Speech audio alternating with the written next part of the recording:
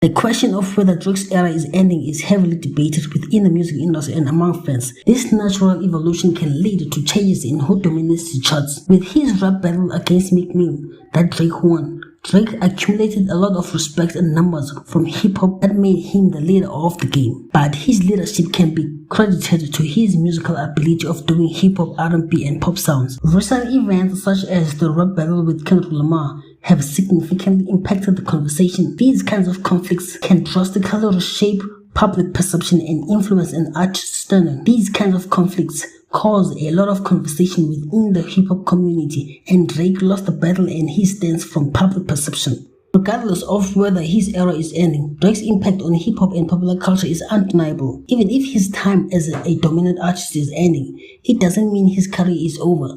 His legacy is short, but the impact of Kendrick Lamar has sparked different conversation and observations.